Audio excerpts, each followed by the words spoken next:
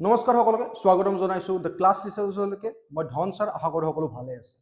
আজি আমি মেথছৰ যি সৰল সূত আৰু চক্ৰবৃদ্ধি সূতৰ অধ্যায়টো পঢ়ি আছিলোঁ তাৰ দ্বিতীয়টো পাৰ্ট। এই পাৰ্টত আমি আজি এটা এনেকুৱা ধৰণৰ টেকনিক চাম যাৰ জৰিয়তে আমি কম্পাউণ্ড ইণ্টাৰেষ্ট বা চক্ৰবৃদ্ধি সূতৰ যিবোৰ প্ৰশ্ন আছে তাক অতি সহজভাৱে কৰিব পাৰোঁ। চাওঁ আহক কেনেকুৱাকৈ আমি এই টেকনিকৰ ব্যৱহাৰ কৰিব পাৰোঁ। ভালদৰে মন কৰিব।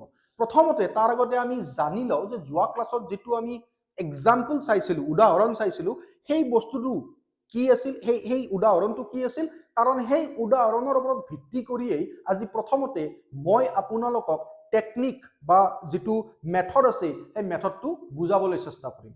চাওক, যোৱা ক্লাছত মই আপোনালোকক কৈছিলোঁ যে ধৰি লওক আপোনালোকে মোৰ পৰা 1000 টকা ধাৰলৈ লৈছে। কিমান লৈছে? 1000 টকা। প্ৰিন্সিপাল হৈ গ'ল 1000 টকা। ৰেট অফ ইণ্টাৰেষ্ট কিমান শতাংশ সুতত লৈছে? 10% সুতত লৈছে। আৰু কিমান সময়ৰ কাৰণে লৈছে? 3 বছৰৰ কাৰণে লৈছে, 3 years। এতিয়া মই আপোনালোকক কি কৈছিলোঁ যে ইয়াক আমি কেনেকৈ কৰিম? ফাৰ্ষ্ট ইয়াৰ যদি চাই, ফাৰ্ষ্ট ইয়াৰত 10% লাগিব সুত কিমানত? প্ৰিন্সিপালত। যিটো 10% সুত আছে সেইটো লাগিব কিহত? প্ৰিন্সিপাল, মানে 1000 টকাটো যিটো আপুনি মোৰ পৰা লৈছে। ইয়াক আমি যদি কৰোঁ কেনেকৈ হ'ব?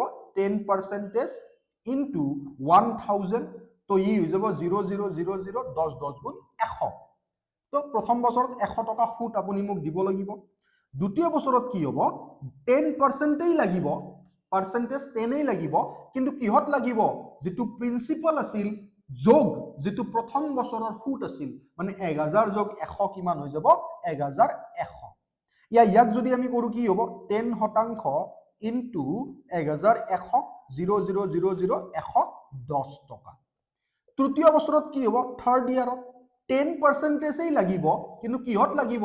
প্ৰিন্সিপাল প্লাছ প্ৰথম বছৰৰ সুত প্লাছ দ্বিতীয় বছৰৰ সুত, মানে 1000 যোগ 100 যোগ 110 কিমান হৈ যাব? 1210 টকা। ইয়াক যদি আমি কৰোঁ 10%, 10/100 ইনটু 1210 কিমান হৈ যাব? 121 টকা। তো আপুনি মোক সমূলি কিমান দিব লাগিল? এমাউণ্ট, মানে আপুনি মোক কিমান দিব লাগিল? এমাউণ্ট ইজ ইকুৱেল টু যিমান আপুনি মোৰ পৰা লৈছিল যোগ 3 বছৰত যিমান সুদ হ'ল, মানে চক্ৰবৃদ্ধি সুদ, কম্পাউণ্ড ইণ্টাৰেষ্ট। এইটো হ'ল ফৰ্মুলা যিটো আপুনি মোক দিব লাগিব। তো কিমান হৈ যাব? আপুনি মোৰ পৰা লৈছিল 1000 যোগ কম্পাউণ্ড ইণ্টাৰেষ্ট বা চক্ৰবৃদ্ধি সুদ কিমান হ'ল 3 বছৰত? 100 যোগ 110 যোগ 121 হৈ যাব 331 টকা। আৰু আপুনি মোক সমূলি দিব লাগিব 1331 টকা। এইটো আমি যোৱা ক্লাছত চাইছিলোঁ।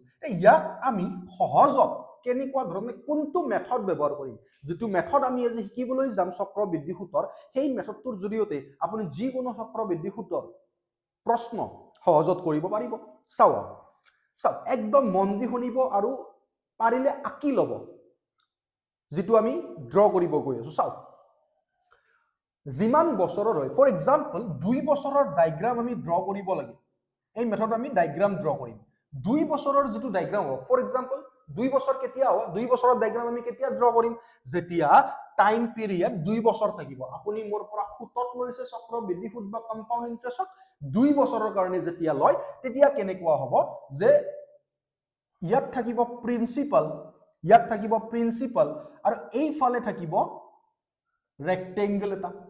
সিম্পল, প্ৰথম বছৰৰ কাৰণে এইটো, এই যিটো ডাইগ্ৰাম এইটো প্ৰথম বছৰৰ কাৰণে। যেহেতু 2 বছৰৰ 2 নম্বৰ বছৰৰ ডাইগ্ৰাম কি হ'ব? প্ৰিন্সিপাল, ইয়াত ৰেক্টেংগল এটাই থাকিব তলে তলে, বাট এইবাৰ ইয়াত এনেকে গোল এটাও থাকিব, সাৰ্কেল এটা। ঠিক আছে। যদি 3 বছৰৰ কাৰণে লওঁ, এই বস্তুটোৱে যদি 3 বছৰ হয়, এই ডাইগ্ৰামটো ড্ৰ কৰি লওক, পিছত বুজি পাব ভালদৰে। এই ডাইগ্ৰামটোৱে যদি 3 বছৰৰ কাৰণে হয়, তেতিয়াহ'লে থাৰ্ড ইয়াৰৰ কাৰণে যিটো লাগিব, এইটো থাৰ্ড ইয়াৰৰ ডাইগ্ৰাম। প্ৰিন্সিপাল, ইয়াত ৰেক্টেংগল এটাই থাকিব, আৰু কি হ'ব জানেনে? যেহেতু ইয়াত দুটা ৰেক্টেংগল আছে, সেইকাৰণে ইয়াত চাওক, এটা ৰেক্টেংগল আছিল, সেইকাৰণে তলত এটা সাৰ্কেল লাগিছে। ইয়াত দুটা ৰেক্টেংগল আছে, ইয়াত দুটা সাৰ্কেল লাগিব। আৰু লগতে যেহেতু এটা সাৰ্কেল ওপৰত আছে, সাৰ্কেলৰ পৰা ইয়াত এটা ষ্টাৰ লাগিব। চাওক, এতিয়া মন দি শুনিব, এইটো হ'ল কেনেকে। আমি এই প্ৰশ্নটোৰ পৰা এই ডাইগ্ৰামটো প্ৰুফ কৰি দিম। চাওক, প্ৰিন্সিপাল কিমান আছিল? মন দি চাওক, প্ৰিন্সিপাল কিমান আছিল? প্ৰিন্সিপাল কিমান আছিল? প্ৰিন্সিপাল আপুনি মোৰ পৰা লৈছিল 1000 টকা। আপুনি মোৰ পৰা কিমান লৈছে? 1000 টকা প্ৰিন্সিপাল লৈছে। এতিয়া মন দি শুনিব, প্ৰিন্সিপাল আপুনি মোৰ পৰা লৈছিল 1000 টকা তো 1000 টকাত কিমান শতাংশ 10% ইয়াত লিখিব 10% ইয়াত লিখিব 10% ইয়াত লিখিব 10% কাৰণ সুতৰ হাৰ 10% ৰেট অফ ইন্টাৰেষ্ট কিমান 10% তো 1000 টকা আপুনি মোৰ পৰা লৈছিল প্ৰথম বছৰত 1000 তত কিমান লাগিছে 10% ইয়াত যেনেকৈ চাও 10% প্ৰিন্সিপালত লাগিছে 1000 টকাত তেনেকে ইয়াতো 10% লাগিব 1000 টকাত 10% 1000 টকাৰ কিমান হয় 100 টকা তো ইয়াত হ'ব 100 টকা ঠিক আছে এতিয়া মন দিব দ্বিতীয় বছৰত কি হ'ব জানে প্ৰিন্সিপাল মানে সেই 1000 টকাতে লাগিব 1000 টকাত লাগিবই প্ৰিন্সিপাল মানে কিমান 1000 টকা আপুনি মোৰ পৰা 1000 লৈছিল তো 1000 টকাত তো 10% লাগিবই কিমান হ'ব 100 টকা আৰু 1000 টকাৰ বাহিৰে দ্বিতীয় বছৰত কিমানত লাগিছে চাওক ইয়াত যদি চাই দ্বিতীয় বছৰত 10% কিহত লাগিছে 1100 টকা 1100 টকা ক'ৰ পৰা পালো যেটো প্ৰিন্সিপাল আছিল হেইটো যোগ প্ৰথম বছৰৰ যেটো সুদ আছিল 100 টকা 1000 যোগ 100 1100 সেই কাৰণে দ্বিতীয় বছৰত ডায়াগ্ৰামটো কি হ'ব যে 10% 1000 টকাত লাগিবই কিন্তু প্ৰথম বছৰৰ যেটো সুদ আছে 100 টকা ইয়াতো লাগিব 10% of 100 কিমান 10 10% of 100 কিমান 10 তৃতীয় বছৰত কি হ'ব চাও 1000 টকাত তো লাগিবই প্ৰিন্সিপালত তো মাস্ট বি প্ৰতি বছৰে লাগি থাকিব তৃতীয় বছৰত ইয়াত চাও প্ৰথমতে তৃতীয় বছৰত কিমানত লাগিছে 1210 টকা কেনেকৈ পালো 1210 টকা 1000 টকা যোগ প্ৰথম বছৰৰ যেটো সুদ আছে 100 টকা হেতু আৰু দ্বিতীয় বছৰৰ যেটো সুদ আছে 110 টকা হেতু 1210 হইব তাত লাগিছে ইয়াত সেই বস্তুটোৱে কেনেকৈ কৰা যায় প্ৰথম বছৰৰ সুদটো সৰি তৃতীয় বছৰত তো 1000 টকাত লাগিবই 10% 10% 1000 টকাত লাগিলে কিমান হ'ব 100 টকা তাৰ বাহিৰেও প্ৰিন্সিপালত তো লাগিবই 10% 100 টকা তাৰ বাহিৰেও প্ৰথম আৰু দ্বিতীয় বছৰত যিখিনি টেক্স আছে যিখিনি সুদ আছিল সৰি যিখিনি সুদ আছে তাতো লাগিব কেনেকৈ লাগিব প্ৰথম বছৰৰ 100 টকাটোত লাগিব কিমান 10% 10% ইনটু 100 কিমান 10 দ্বিতীয় বছৰৰ 100 টকাটোত লাগিব 10% 10% ইনটু 100 কিমান 10 আৰু দ্বিতীয় বছৰৰ যে 10 টকাটো আছে ন ইয়াতো লাগিব 10% কিমান হৈ যাব 10% of 10 কিমান 1 এতিয়া এটা বস্তু মন দি শুনিব এতিয়া আপোনালোকে ভালদৰে বুজি পাব চাও মেইন বস্তুটো হল যে ইয়াক যদি আমি প্লাস কৰো আমি কিমান পাম কম্পাউন্ড ইন্টারেস্ট 100 যোগ 100 যোগ 100 কিমান 300 যোগ 10 যোগ 10 যোগ 10 30 টকা যোগ 1 টকা কিমান হৈ যাব 331 টকা এতিয়া মন দি শুনিব এটো ইজি কেনেকৈ আপোনালোকে ভাবিলে যে সকলো দুখন একেই ইজি কেনেকৈ ইজি এনেকৈ যে প্ৰথম বছৰত যেতিয়া ৰেক্টেংগলত 100 ওলাব আপুনি গোটেই কিটা ৰেক্টেংগলত 100 লিখি দিব একেই হ'ব এটা সার্কেলত যদি 10 ওলাই বাকি কিটা সার্কেলতো আপুনি 10 লিখি দিব কৰাৰ প্ৰয়োজনই নাই বুজি পালে তো তেনেকৈ এইটো সহজ তো এই বস্তুটো অলপ প্ৰথমতে অলপ জটিল লাগে বাট ভালদৰে যদি ইয়াক আমি চাও ইয়াক যদি প্ৰেক্টিস কৰো প্ৰশ্নৰ লগত তেতিয়ালে ই অতি সহজ হৈ যায় তো এনেকুৱা বস্তু সিম্পলি মনত ৰাখিব যদি টাইম 2 বছৰ থাকে আমি থাৰ্ড লাইনটো ড্ৰ নকৰো আমি ইয়ালৈকে চাম যদি এইটো 2 বছৰ হলে হয় তেতিয়ালে আমাৰ সুদ কিমান হলে হয় প্ৰথম 10% 1000ত লাগিলে হয় 100 টকা ইয়াত 100 লাগিছে মানে ইয়াতো 100 বহালো হয় আৰু 10% of 100 10 টকা হলে হয় টোটাল হয় 210 টকা বুজি পালে টোটাল কিমান হলে হয় 210 টকা সো যদি আমি প্ৰেক্টিস কৰো প্ৰশ্নৰ লগত ই অতি সহজ হৈ যায় আমাৰ কাৰণে এতিয়া নেক্সট এটা প্ৰশ্ন কৰি আমি চাও যে ইয়াৰ আমি কেনেদৰে ব্যৱহাৰ কৰিব পাৰো এই প্ৰশ্নটো এতিয়া আপোনালোকে চাওক এই প্ৰশ্নটো আছে যে যাদৱ ইনভেস্টেড 15000 ৰূপী at 5% per annum যাদৱে 15000 টকা ইনভেস্ট কৰিছে প্ৰতি বছৰে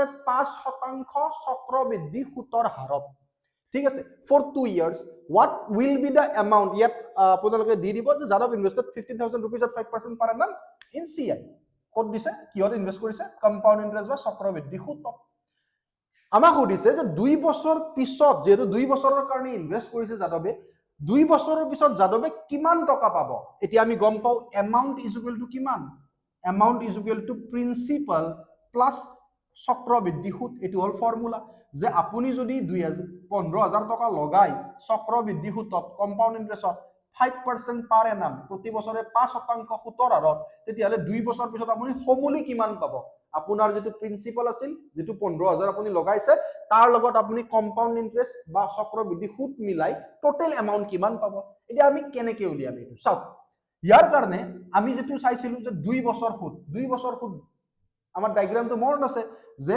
প্ৰিন্সিপাল ইয়াত থাকিব, এইফালে আহিব, ইয়াত এটা ৰেক্টেংগল থাকিব, দ্বিতীয়ত প্ৰিন্সিপাল ইয়াত থাকিব, ইয়াৰ এটা ৰেক্টেংগল আহিব আৰু ইয়াৰ এটা সাৰ্কেল থাকিব, এইফালে এনেকে থাকিব, ইয়াত কি লাগিব শতাংশটো লাগিব 5%, ইয়াত থাকিব 5%, এটো হৈছে প্ৰিন্সিপাল। আমি কি উলিয়াব পাৰিম এতিয়া কম্পাউণ্ড ইন্টাৰেষ্ট বা চক্ৰবৃদ্ধি সুদ উলিয়াব পাৰিম। মন দি শুনিব, প্ৰিন্সিপাল কিমান আছিল, ডায়াগ্ৰাম বনালো ন, এটা সিম্পল। প্ৰিন্সিপাল কিমান আছিল 15,000, 15,000ত 5% যদি লাগে কিমান হ'ব 5% of 15,000, 15,000ত যদি 5% তো 5% of 15,000 যদি কৰে আপুনি পাব 5/100 into 15,000, 0000 কাটক 150 into 5 কিমান হ'ব 750, কিমান হ'ব 750, তো ইয়াত হ'ব 750, এটাত 750 হ'ল মানে ইয়াতো চকু মুজি 750 দি দিয়ক। নেক্সট 5% লাগিব 750, 5% 750 মানে 5% into 750, যদি আপুনি চাই 5/100 into 750 আপোনালোকৰ ওলাব 37.50, কিমান ওলাব 37.50 ওলাব। সো ইয়াত কিমান হৈ যাব 37.50, তো আমি CI পাই গ'ল, যোগ কৰি দিয়ক কিমান হ'ব এটো 1500, 1537.50 এটো ওলাল আমাৰ কম্পাউণ্ড ইন্টাৰেষ্ট। এটা সিম্পল, এমাউন্টটো প্লাস কৰি দিয়ক, এমাউন্ট ইজ কিমান আছে প্ৰিন্সিপাল কিমান 15,000 যোগ 1537.50 কিমান হ'ব আমাৰ ইয়াত এনসাৰ, এমাউন্ট ওলাব আমাৰ 16,537.50, this is the answer, this is the amount Jadov will received after 2 years, 2 বছৰৰ পিছত যাদৱে টোটাল কিমান পাব 16,537.50। এটা এই বস্তুটোৱে যদি থাকিলে ইয়াত 3 ইয়াৰ্স বুলি কি কৰিলে হয় হেটো চাই লও, সিম্পল। ইয়াত আকৌ কি কৰিম আমি থাৰ্ড ইয়াৰৰ ডায়াগ্ৰামটো বনাই লম, প্ৰিন্সিপাল ইয়াত হ'ব 750 আৰু এই দুটাৰ আমাৰ ডায়াগ্ৰামটো কি আছিল দুটা সাৰ্কেল, কাৰণ এই দুটাৰ ফুট লাগিব আৰু ইয়াৰ পৰা এটা যাব ষ্টাৰ, ইয়াতো লাগিব 5%, তো ইয়াত হ'ব 37.50, ইয়াত হ'ব 37.50, যেহেতু এটা সার্কেল 37.50 বাকি দুটাটো 37.50 আৰু 5% of 37, 5% of 37.50 উলিয়াই লম আৰু ইয়াত বহাই দিম আৰু গোটেইকেইটা প্লাস কৰি দিম, CI ওলাই গ'ল, তাক আমি প্ৰিন্সিপালৰ লগত প্লাস কৰি দিম। তো তেনেকুৱাকে আমি অতি সহজভাৱে এই মেথডটোৰ জৰিয়তে চক্ৰবৃদ্ধি সুতৰ যিবোৰ প্ৰশ্নৰ উত্তৰ সেইবিলাক কৰিব পাৰো। এতিয়া ইয়াৰ পিছৰ যিবোৰ পাৰ্ট আছে আমি আকৌ কিছুমান লাহে লাহে টান বা বেলেগ ধৰণৰ মেথড কেনেকৈ ব্যৱহাৰ কৰিব পাৰি এনেকুৱা ধৰণৰ প্ৰশ্ন কিছুমান আমি লৈ আহিম আৰু আপোনালোকৰ এই প্ৰশ্নৰ জৰিয়তে আপোনালোকৰ যেতিয়া আমাৰ পাৰ্টবোৰ কমপ্লিট হ'ব, অলমোষ্ট 8, 9, 10 মই নাজানো কিমান লৈ যাব, যেতিয়া সম্পূৰ্ণ হ'ব সৰু সৰু পাৰ্ট থাকিব, আপোনালোকে অতি সহজভাৱে সৰল সুদ চক্ৰবৃদ্ধি সুদ মানে সিম্পল ইন্টাৰেষ্ট আৰু কম্পাউণ্ড ইন্টাৰেষ্টৰ যিকোনো প্ৰশ্নৰ উত্তৰ দিব পাৰিব। তাৰ পিছত আমি বেলেগ চেপ্টাৰ আৰম্ভ কৰিম বা for example chain rule, maybe আমি চেইন ৰুল আৰম্ভ কৰিম ইয়াৰ পিছত। তো আই হোপ আপোনালোকে ক্লাছবোৰ চাই থাকিব, ভাল পালে এটা লাইক কৰি দিব, বহুত বহুত বেছি মৰম, বহুত বেছি ধন্যবাদ, বহুত বেছি ভাল পোৱা আপোনালোকলৈ, ভালদৰে পঢ়ি থাকক, লগ পাম সকলোকে নেক্সট সেশনত, তেতিয়ালৈকে জয় অসম।